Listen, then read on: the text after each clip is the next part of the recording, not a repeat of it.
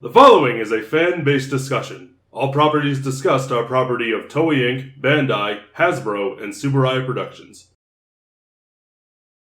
Hello everyone and welcome back to another episode of Tokucast Reviews, episode number 190. Marcus and Jacob here to discuss Return of Ultraman. The opening. Man, that's an opening. Anyway. It's like okay, like I can kind of hear it in my head if I think about it. It's no 7. So it's just no, it is not. It is no Ultra 7 opening. There's no mnemonic to this. So I think that's the thing that sort of ruins it for me. I like the opening like instrumental bit. I think that's the only part that I like. And then as soon as the vocals start, my brain just kind of went... I think it's we're tuning this out. It's those Showa openings. So you're sitting here just like, either you're hilarious or you're this. Or you're actually good. I mean, you could be something like the Denzi Man opening. Yeah, but the Denzi Man... okay, I'll say this. It's one of those before the 80s Showa openings. Oh, also true. Yeah. Because, the 80s, late 70s, 80s when City Pop really started to happen. So you started to hear that more in the openings. Changeman, just for example. But this is just like, It's just a chorus of children singing about how great Ultraman is. That is Ultraman openings. As with previous shows. So it's just like, well, I'm sitting here. We have like an adult and some children. Ultraman, he's an Ultraman, and he's Ultra, don't you know? But it's not the same Ultraman. That is point number one I want to make against this show. You go down a letter grade for lying in your title. The show is called Return of Ultraman. It's not. It's Ultraman Jack. This is not the return of the Ultraman from the previous show. That sort of goes into the production because Subaru had died right before Eiji Subaru, the actual person. The man himself. The man himself. And then his son took over after he died because Subaru died in 1970 or 69. Mm-hmm. And just like, we're going to bring back the Ultraman and everything. But like, wait, no, we're going to keep my father's vision as it was. But we're going to keep the name. And we call this the Return of Ultraman further on into production, even though they had decided this is not going to end up being the same Ultraman. As you can see by how he fights in this show.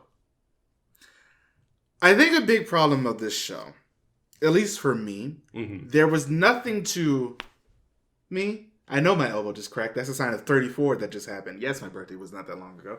But it's just like, there's nothing to grab me. Mm-hmm.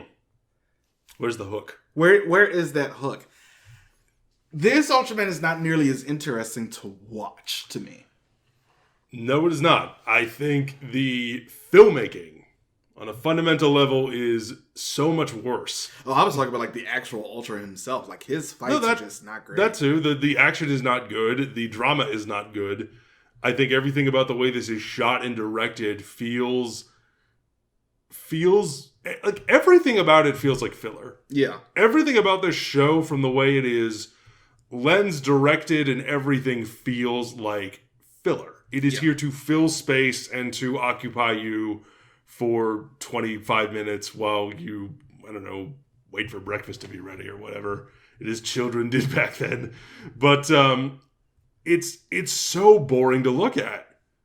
Ultra 7 and even the original Ultraman, Ultra 7 especially, we talked at length in our reviews about like some of this stuff looks really good. Yeah. Some of the action scenes, some of the set design. Like Ultra 7 might just be like, I know it's sort of brought up to death in some cases because it seems like every year is the anniversary of Ultra 7 and not Ultraman. But that's because after we watched it, we understood. Yes. Ultra 7 is amazing. It's a very good show.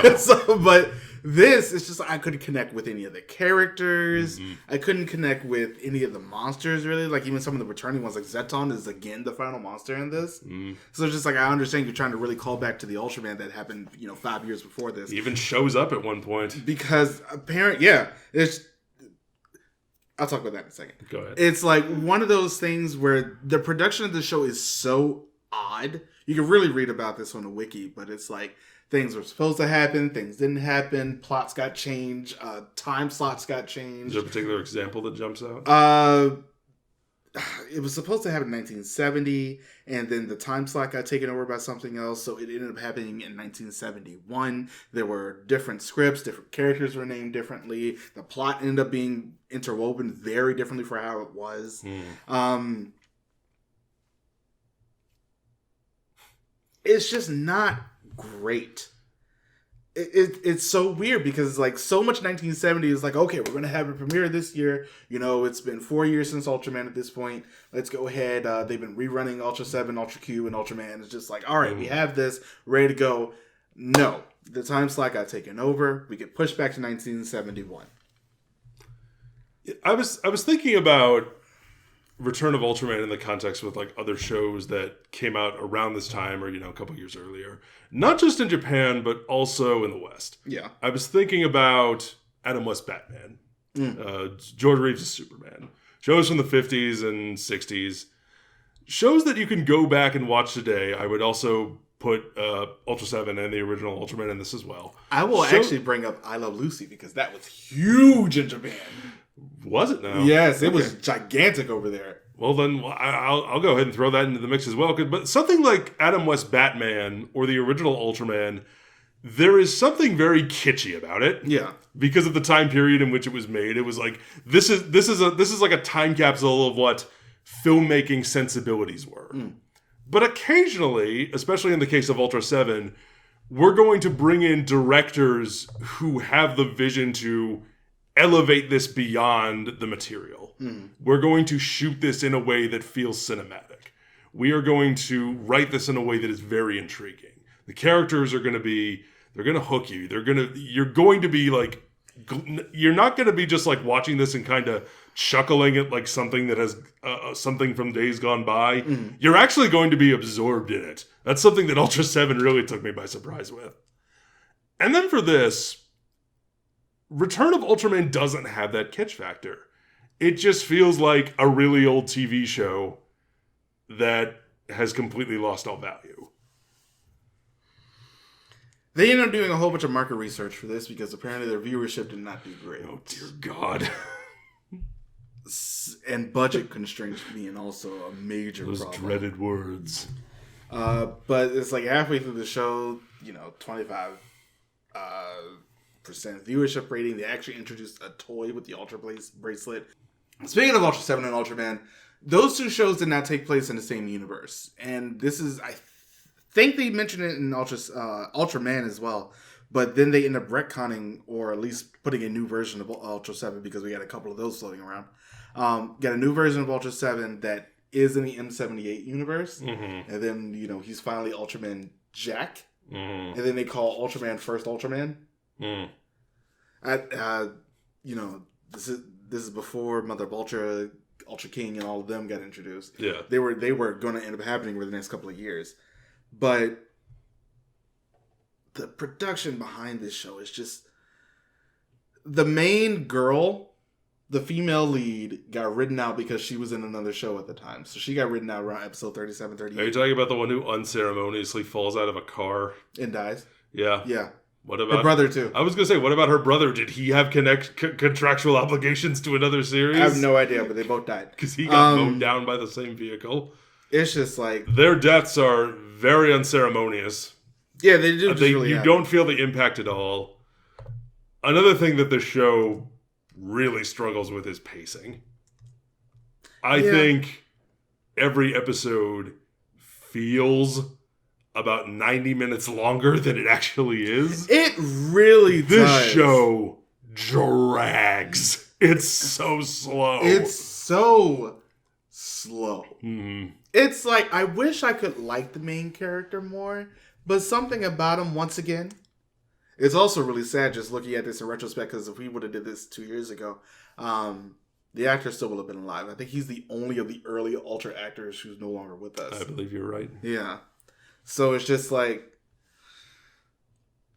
it's sad in a way, because he apparently had a lot of love for the franchise.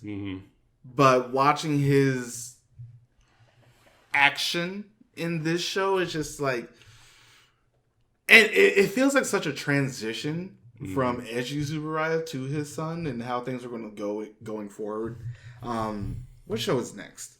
What show is after Return? Is it Taro?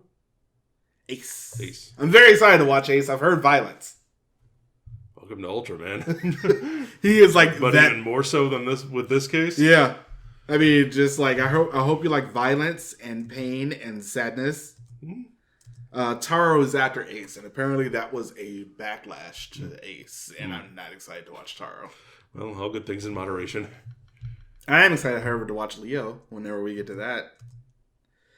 He was made because of Bruce Lee and Jackie Chan and all of those people around that time. So a lot of martial arts in this one, as we saw with Regulus. But going back to Return, I'm just like, I think the only episodes that are really, I don't want to say worth watching because I don't think that's fair.